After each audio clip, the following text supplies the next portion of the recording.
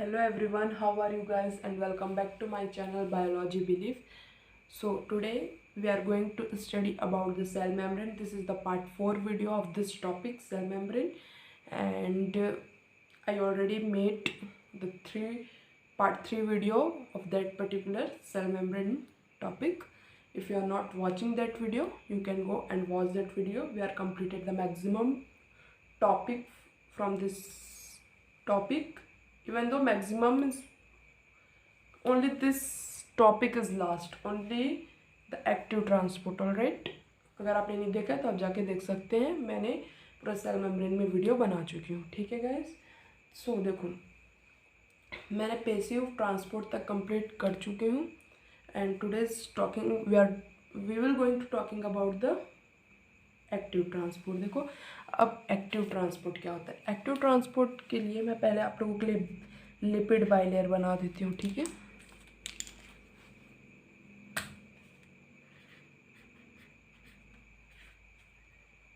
Yes, this is about the lipid bilayer. ठीक है, अब लिपिड बाइलेयर में कौन से प्रोटीन रहते हैं. एक तो आपका इंटीग्रल प्रोटीन भी होता है और पेरिफेरल प्रोटीन भी होता है. ठीक है, और आई होप आप लोग ने देख के आगे होंगे, तो जिसने देख के आगे उनको पता होगा कि कहाँ पर क्या होता है. ऑलराइट, तो देखो, ये होता है आपका हाइड्रोफिलिक. ठीक है, वाटर लविंग. ये होता है आपका लिपोफिलिक, लिपिड लविंग. लेकिन क्या होता है, पानी वाटर से बहुत हेट करता है. ये हाइड्रोफोबिक इन नेचर होता है. तो देखो, अब हम लोग स्टार्ट करने वाले हैं क्या, एक्टिव ट्रांसपोर्ट. ठीक है, एक्टिव ट्रांसपोर्ट. ठीक है, अब देखो, एक्टिव ट्रांसपोर्ट का मतलब होता है, एक्टिव होता है पैसिव. पैसिव मीन्स क्या होता है, we are not required any energy. ठीक है, हमको उसमें बिना एनर्जी के हेल्प से जो भी मॉलिक्यूल्स है वो inside to outside, outside to inside हो जाता है. But in the active transport we need ATP, and ATP means the energy. ठीक है, तो देखो,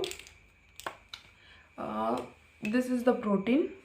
ठीक है, suppose this is the protein. ठीक है, अब यहाँ पर एक चैनल्स होता है, समझो. ठीक है, बट यहाँ पर हमको एटीपी का रिक्वायर्ड होता है. ठीक है, ATP means energy. Without energy जो भी मॉलिक्यूल्स आयंस हैं वो इनसाइड टू आउटसाइड नहीं हो सकता. इसका सबसे अच्छा एग्जांपल होता है सोडियम एंड पोटेशियम पंप. ठीक है, this is the sodium and potassium pump. ठीक है, अब देखो, ये सेल का इन है. ठीक है, ये आउट है. ठीक है, तो देखो, जो हमारे सेल के अंदर होते हैं, के पॉजिटिव का सबसे ज़्यादा होता है. ठीक है, तो फिर भी इसमें पोटेशियम को अंदर लाना ही होता है. लेकिन किसके अंदर से होता है, लोअर कॉन्सेंट्रेशन ग्रेडियंट से हायर कॉन्सेंट्रेशन ग्रेडियंट में जाना, इट्स वेरी डिफिकल्ट. ठीक है, इसको हम लोग क्या बोलेंगे, अगेंस्ट कॉन्सेंट्रेशन ग्रेडियंट से. ठीक है, मीन्स देखो क्या होगा, यहाँ पर ऑलरेडी बहुत सारे पोटेशियम है, लेकिन हमको बाहर से और भी पोटेशियम चाहिए. It is very difficult to come. और सोडियम वही वाइस एंड वर्सा, कि जो सोडियम है वो आउटसाइड ज़्यादा है, इनसाइड कम है, लेकिन हम उसको बाहर निकालना ही होता है. ठीक है, क्या होता है कि 2 पोटेशियम आना, 3 सोडियम को बाहर करना. ये क्वेश्चन भी आ सकता है, 2 पोटेशियम का आना और 3 सोडियम का जाना, 3 सोडियम. ठीक है, ये क्वेश्चन भी आ सकता है आपके नीट के लिए. In the NEET point of view this question में become.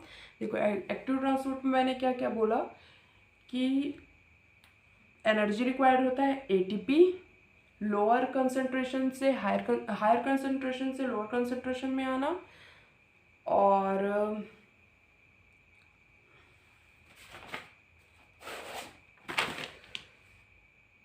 No sorry, and it's my mistake, lower to the higher concentration, lower मैं पहले बता चुकी, अभी रॉन्ग हो गया, ठीक है।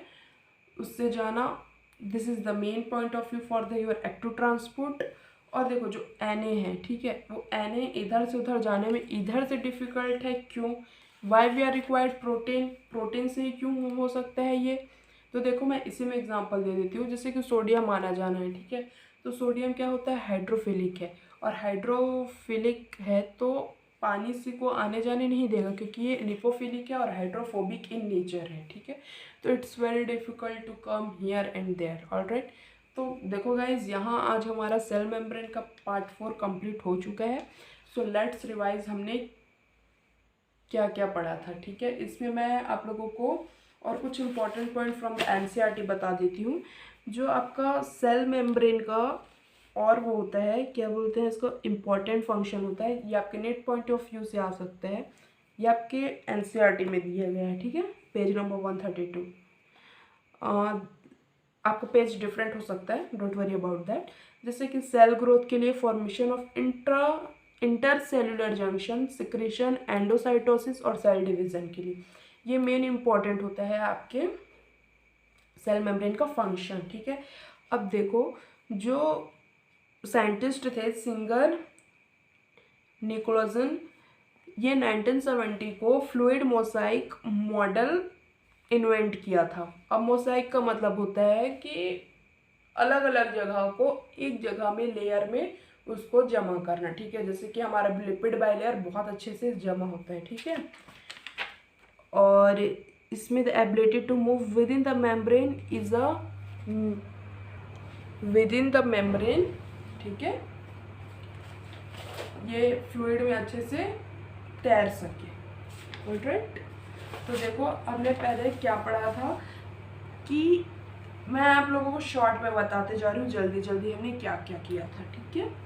तो देखो, जो इलेक्ट्रॉन माइक्रोस्कोप जब इन्वेंट हुआ था तब हमने सेल मेम्ब्रेन को देखा था, कब, हम 1950 में, ठीक है। देखो मैं आप लोगों को बुक से ही पढ़ा रही हूँ, आई होप आप लोगों को दिख रहा होगा, यस, वेल नाइस, दिख रहा है guys, don't worry about that, हाँ दिख रहा है, ठीक है। देखो 1915 में जब इलेक्ट्रॉन माइक्रोस्कोप का इन्वेंट हुआ था, कब, और और स्पेशली किस में किया गया था, आरबीसी, क्वेश्चन आ सकता है, ठीक है। ये मैंने ऑलरेडी करा चुकी हूँ, इसलिए मैं आप लोगों को एनसीईआरटी करा रही हूँ। तो गाइज, अगर आप इसको इसमें अगर आपको जल्दी लग रहा होगा तो आप पार्ट 1, पार्ट 2, पार्ट 3 आप जाके देख सकते हैं, ठीक है, डोंट वरी फॉर दैट। तो देखो, और सेल मेम्ब्रेन क्या कंपोस्ट करता है, लिपिड और प्रोटीन, ठीक है। फॉस्फोलिपिड, लिपिड कौन सा लिपिड, फॉस्फोलिपिड, और फॉस्फोलिपिड क्या चीज़ में, ठीक है, ये मैंने आप लोगों को ग्लिसरॉल, स्टेरिफिकेशन सब बता चुकी हूँ, ठीक है। और lipids are arranged membrane with the polar head, ये भी आप लोगों को बता चुकी, polar head, hydrophobic tails towards the inner part, ठीक है। तो non polar tail are saturated hydrocarbon is protected from the aqueous environment. The addition phospholipid membrane also contain cholesterol, cholesterol भी इसी में आपका होता है, ठीक है। और the ratio of protein and lipids are 52% protein and 40% lipids, ठीक है। तो ये आपके डिफरेंट टाइप्स ऑफ सेल्स के ऊपर डिपेंड करता है, सब में सेम नहीं हो सकता, किसी में प्रोटीन ज़्यादा, किसी में लिपिड ज़्यादा, ऐसे हो सकता है, ठीक है। Depending on the extraction membrane protein can classify integral protein, peripheral protein, ठीक है। ये आप लोगों को मैं सब चीज़ बता चुकी हूँ। और देखो, ये भी मैंने अभी आप लोगों को बता दी हूँ। और one of the most important function क्या होता है, मॉलिक्यूल का ट्रांसपोर्ट अक्रॉस इट, ठीक है। और इसमें पेसिव ट्रांसपोर्ट होता है, एक्टिव ट्रांसपोर्ट होता है। पेसिव जिसमें एनर्जी की रिक्वायर्ड होती नहीं है, ठीक है। 8 मॉलिक्यूल्स ऑफ वाटर कैसे जाते हैं, कैसे नहीं जाते हैं, I already told you in the detail. So guys, keep study, be happy and thanks for watching and wait for the next video. We will going to study about the endomembrane system in this chapter. So guys, all the best.